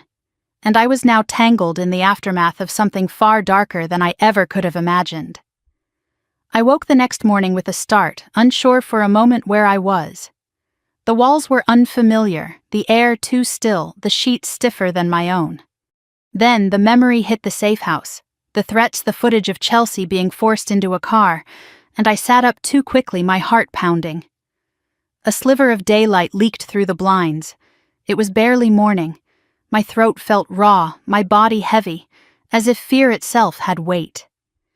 I swung my legs over the edge of the bed and took a long breath before stepping into the hallway. The house was quiet. Too quiet. I found Officer Ramirez in the kitchen nursing a cup of coffee, scrolling through her tablet with a furrowed brow. She looked up when she heard me. Morning, she said gently. You didn't sleep much. I shook my head. Any updates? She set the tablet down. We may have a lead. Sit. I lowered myself into a chair, bracing. We reviewed more surveillance footage, she said. Your sister was forced into a black SUV. No plates. The vehicle turned onto Route 21 heading south. That puts it on a path toward several isolated rural zones. Rural... My stomach tightened, meaning less law enforcement. Meaning less visibility, she corrected carefully. But we're tracking patterns from similar cases. This group tends to use abandoned cabins, storage units, or remote rentals as temporary holding spots. There's a chance she's still in transit or being moved. Her words landed like blows. Is she alive? I whispered. We don't know, she said quietly. But there's no confirmed evidence of harm, and we're acting fast. I nodded numbly. My throat burned. Ava Ramirez said softly, I know this is overwhelming, but I need to ask you something. It may be uncomfortable. I swallowed. Okay. Do you know if Chelsea stored or transported anything before she took your BMW? Anything she hid in your apartment, your car, the trunk, anywhere? No, I said. Not that I know of. Think carefully, she urged. Even something small. A bag, a box. Something she took without explaining. I closed my eyes, searching my memory. Then it hit sharp, sudden. There was a tote bag, I said. In the back seat, torn open. The adjuster said it looked like something heavy had been in it. What shape, she asked, leaning forward. Rectangular, I breathed. Like a shoebox, maybe bigger. Any markings? I didn't look closely. I admitted guilt, tightening my chest. That's okay, she said. This helps. She clicked into her notes. This group often uses decoys, innocent-looking bags, carrying unregistered devices, cash bundles, or stolen tech. If the bag was torn open, someone may have been searching for something. So Chelsea didn't have it anymore, I said. Which means whoever forced her into that SUV probably thought she hid it. The blood in my veins felt icy. So they think she still has it, I whispered. Possibly, but she doesn't. She left it in my car. And that Ramirez said quietly, maybe why they threatened you. A chill shuddered through me so violently I had to grip the table. They think I have it, I whispered. It's a possibility, she said. Burner phones are used when criminals suspect evidence has gone missing. You are now seen as a loose end. I stared at her, shock stripping the air from my lungs. So, they might come after me because they think I have this box. She didn't sugarcoat it. Yes. My hands began to tremble. Ramirez reached across the table, her tone steady. But we are protecting you, and the more we know, the faster we can locate them. I nodded, though my body felt made of stone. Just then an officer stepped into the kitchen. Detective, there's someone at the door. Ramirez stood immediately, one hand instinctively moving toward her holster. Who? A woman, he said. Cried the whole way here. Says she's family. My blood ran cold. My mother, I whispered. Ramirez glanced at me. Do you want to see her? It's your call. I hesitated. My mother's voice echoed in my memory, pleading, defensive, desperate. But now she had driven here to the middle of nowhere because things had gone too far, even for her denial. I'll see her, I said quietly. The officer led us to the living room where my mother stood, wringing her hands. Her eyes were swollen, her hair unbrushed. When she saw me, she rushed forward, then stopped short, unsure whether she was allowed to touch me. Oh, Ava, she whispered. Thank God you're all right. I stood still, unsure how to respond. She broke into trembling sobs. I don't know what to do. Your sister, she's in trouble, real trouble, and your father is beside himself. We didn't know it would turn into this. We didn't know you knew enough, I said softly. She froze. You knew she was involved with dangerous people. You knew she owed money. You knew she wasn't alone with my car. And you lied to me. Her face crumpled. We were trying to protect her, and who protected me? My voice wavered. Who made sure I didn't end up kidnapped because she used my property? Tears slid down her cheeks. We didn't think they'd come after you. We thought if she got away, they'd forget about it. She didn't get away, I whispered. They took her. My mother's sobs deepened, her hands shaking uncontrollably. Ramirez stepped between us gently.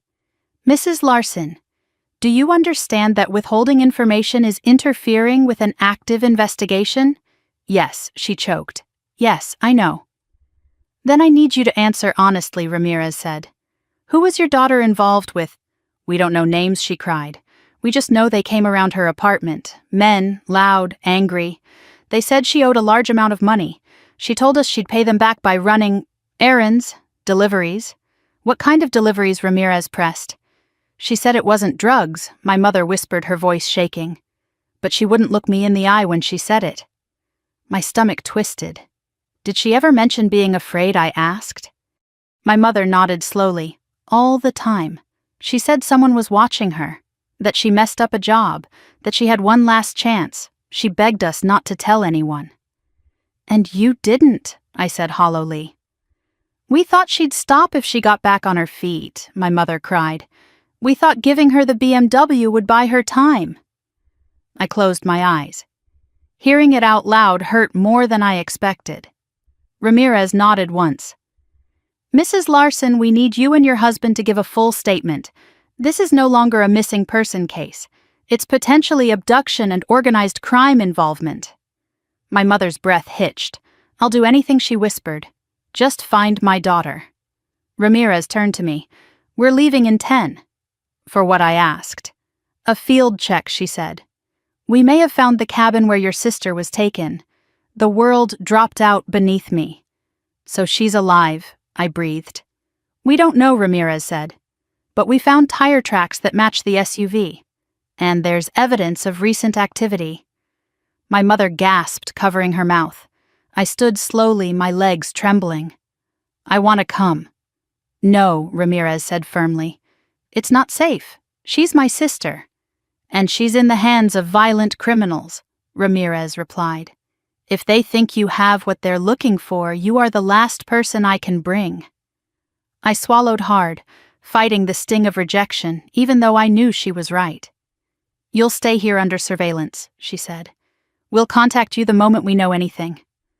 My mother grabbed my hand. "Ava, please, forgive us." I looked at her, not with anger, not with love, but with a devastating clarity. "I can't," I whispered. "Not yet." And for once, she didn't argue. Ramirez signaled to the officers. They guided my mother toward a separate car. As they pulled away, Ramirez turned back to me. "When we go out there," she said quietly, "we might not like what we find." My breath faltered. "But we might find her alive." "Yes," she said. "We might." Then she stepped out into the cold morning air. I stood at the window long after the cars disappeared down the road, my reflection pale against the glass. The house behind me was silent. Too silent. And for the first time, I allowed myself to whisper the truth out loud. I'm terrified. Because whatever they were about to find in that cabin, it would change everything. I spent the next 3 hours sitting on the edge of the safe house couch, staring at the wall as if it might give me answers. Every tick of the clock thudded through my chest. The house was quiet except for the distant hum of a vent and the occasional step of an officer patrolling outside. I kept my phone in my lap, gripping it like a lifeline, waiting for news I wasn't sure I wanted. At one point, I stood and paced the small living room until I felt dizzy, my hands clasped tightly behind my head. They had found a cabin where my sister might be, or might not. Every possibility tore through me like a blade. I sat again, stood again, sat again. Denise texted me repeatedly. "Are you okay?" "Eat something. I made soup and left it outside your door if they let me. I'm thinking of you. Please stay safe." I didn't respond right away. Words felt impossible. It wasn't until late afternoon that the safe house door opened and Officer Ramirez stepped inside, snow-dusting her jacket, her face pale with fatigue. She closed the door softly, and I knew before she spoke that the news wasn't simple. I stood. "Did you find her?" Her jaw tightened slightly. "Sit down, Ava." I sat slowly, my hands trembling. Ramirez took off her gloves and sank into the chair across from me, leaning forward with her elbows on her knees, as if she were bracing herself for the weight of what she had to say. "We found the cabin," she began. My heart lurched painfully. The SUV tracks matched the ones from the surveillance footage. The cabin was abandoned recently. There were signs of quick movement, a struggle and burn pits where documents or items had been destroyed. My vision blurred for a second. And Chelsea. "We didn't find her inside," she said gently. The world fell silent, a long, hollow thud in my ears. But before I could spiral, Ramirez reached out, steadying her voice. "Listen to all of it, okay? Don't panic yet." I swallowed, forcing myself to focus. "We found proof she'd been there," Ramirez continued. Hair ties, a torn sleeve from a jacket she was last seen wearing, and she paused. And what I whispered, a blood sample. Cold fear shot through me. "Hers. We're testing it." But there wasn't enough to suggest a critical injury, likely superficial, perhaps from hitting a corner or scraping against something. I pressed a shaking hand to my forehead. My breath trembled, but I clung to her words. Not enough to suggest a critical injury. "She was alive," I whispered. "She was alive when they took her there." Ramirez nodded. "Based on the footprints, it appears she was moved from the cabin to a different vehicle. That means she's being transported. That means she's worth something to them. And that," she said gently, "means she's likely alive." Relief hit so sharply it almost hurt. I blinked tears away. Why move her? Why not just leave her? My voice cracked. "Because they think she has something," Ramirez said. "Something she stole from them. Or something they lost. Something valuable." My chest tightened. "The missing package, most likely," she said. "Whatever was in that bag, they think she hid it or passed it off or stashed it somewhere." "And they think I have it," I whispered. Ramirez didn't deny it. "The burner phone threat suggests they believe she made contact with you. They think you might know where the item is even if you don't." I covered my face, shaking. "What am I supposed to do? I can't tell them something I don't know." "You're not going to talk to them," Ramirez said firmly. "You're under police protection." I nodded, tears slipping between my fingers. She waited until I dropped my hands before continuing. "There's more," she said. "We found a man at the cabin." My breath froze. He was... I couldn't finish the sentence. "Alive," she said. "Barely. And tied to a chair. Beaten." I exhaled shakily. "He's one of the men from the surveillance footage. Not the one who moved your sister, but the one who stayed with the BMW." My entire body went rigid. "He told us," Ramirez continued, "that your sister didn't betray them. She panicked. She hid the package because she was scared of what she was carrying. He said she planned to turn it over to the police but lost the opportunity when things escalated." "But what was she carrying?" I whispered. "Encrypted tech," she said. "A drive. Potentially stolen from a company with offshore ties. We still don't know what's on it. But it's important. Important enough to kill over." A shiver rippled through me. "Ava," she said softly, "this isn't just local crime. This is organized, multi-state, possibly international." I blinked hard. "And my sister is in the middle of it."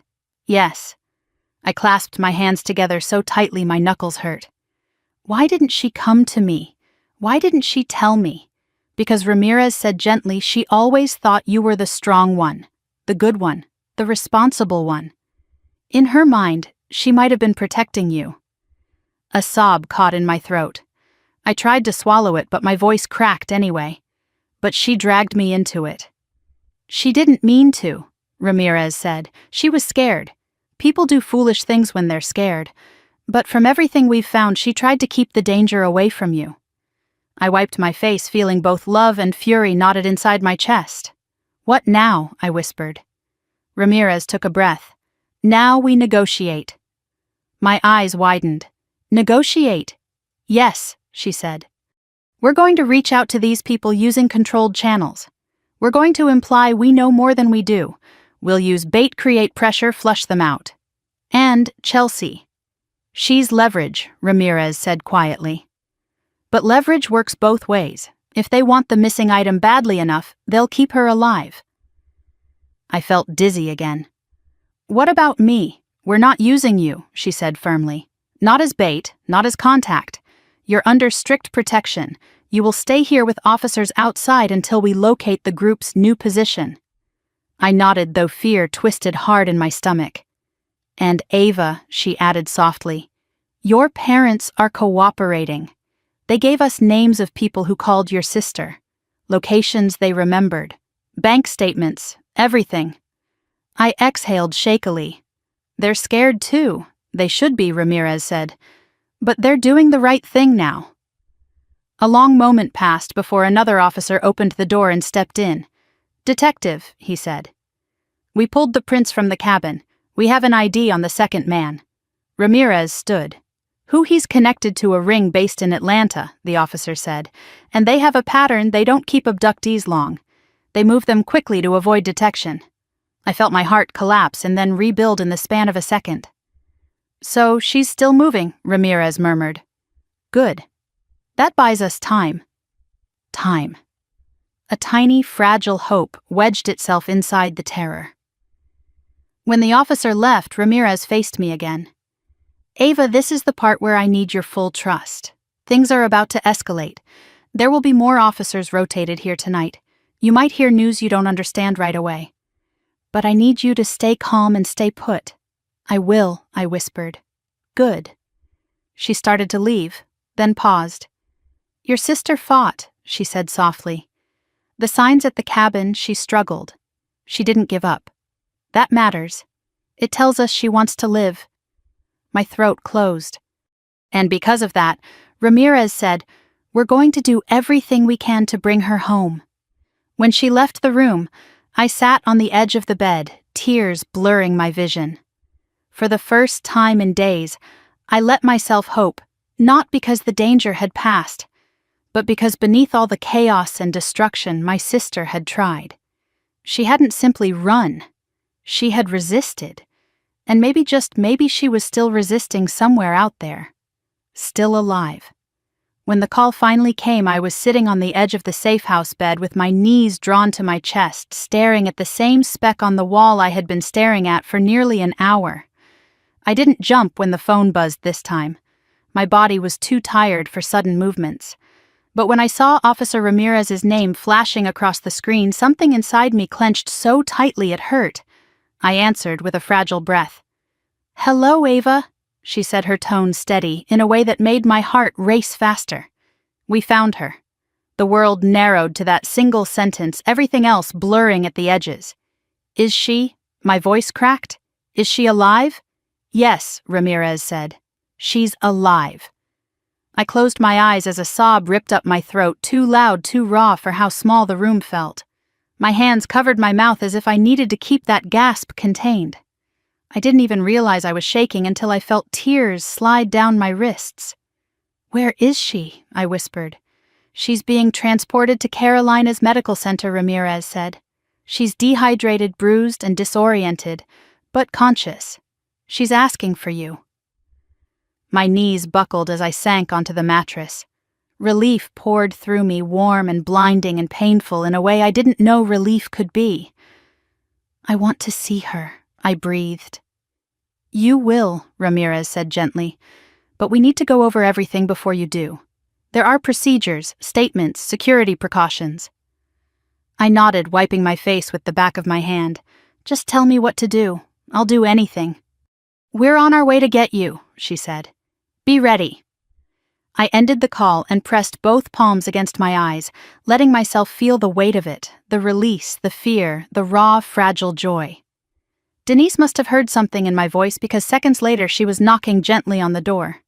Ava, what happened? I looked up slowly, tears streaking down my cheeks.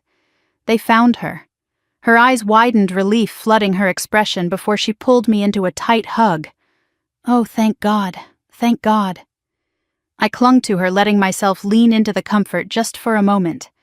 I had forgotten what hope felt like.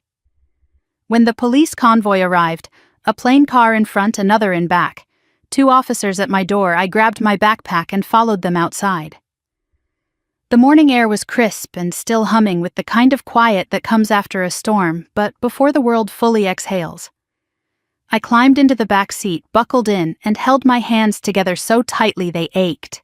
The drive felt like a blur of lights and turns and silent tension. I didn't speak. I don't think anyone expected me to. My pulse thrummed in my ears like a second heartbeat, steady and urgent. When we pulled up to the hospital, Ramirez was waiting at the entrance. She walked me through a side door, her voice low. "She's stable. Weak, but stable. She told the officers she didn't think she'd ever get out. She didn't know if you were safe." The words hit hard. "She asked for me." "She did," Ramirez said softly. "She cried when she said your name." I breathed out slowly, feeling something unravel inside my chest. We took an elevator to the 4th floor. The hallway smelled like disinfectant and soft cotton sheets. Nurses moved with quiet urgency. Doctors spoke in hushed tones. Machines beeped steadily in the background. I didn't see my sister until we reached a room halfway down the corridor. The door was open, the lights dim. I stepped inside with careful, trembling steps. Chelsea lay on the hospital bed, thinner than I'd ever seen her, bruises blooming across her cheekbone and jaw. Her lip was split. An IV line ran into her arm. For a moment she didn't notice me.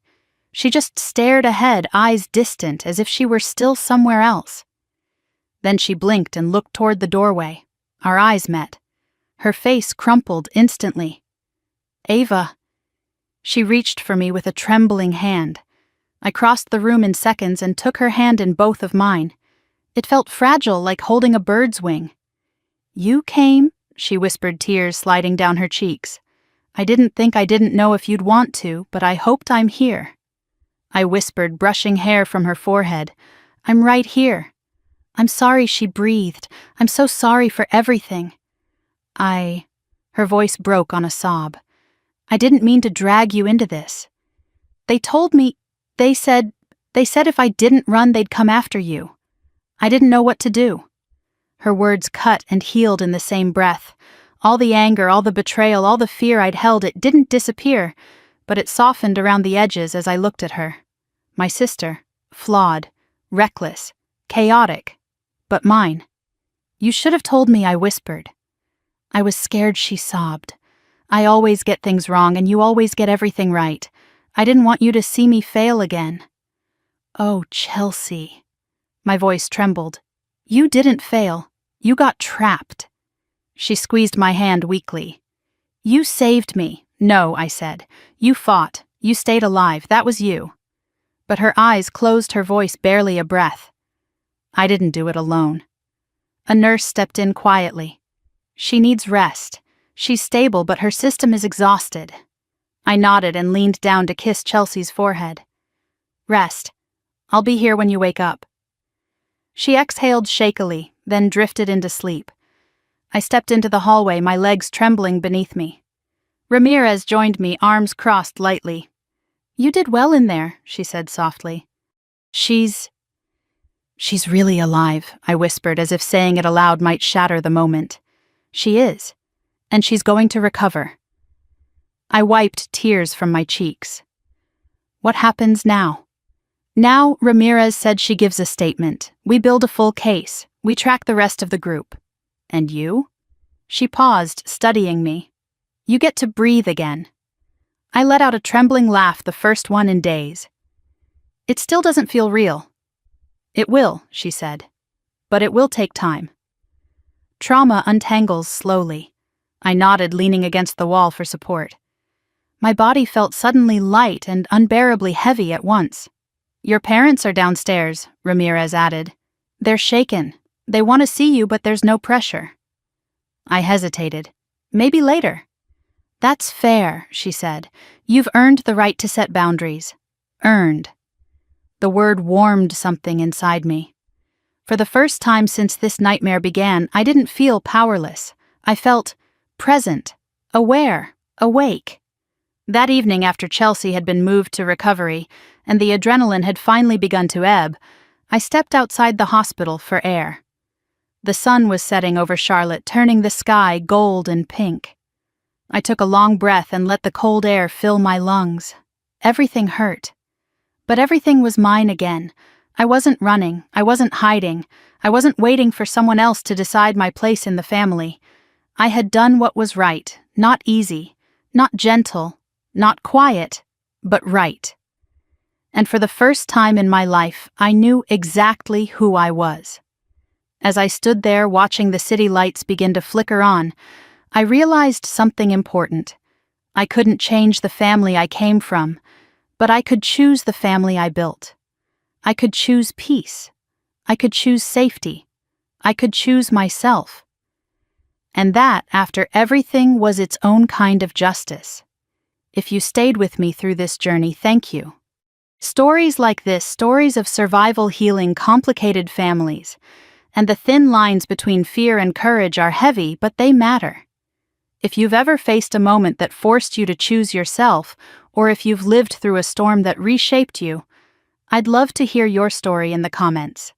If this chapter moved, you consider liking the video so others can find it too.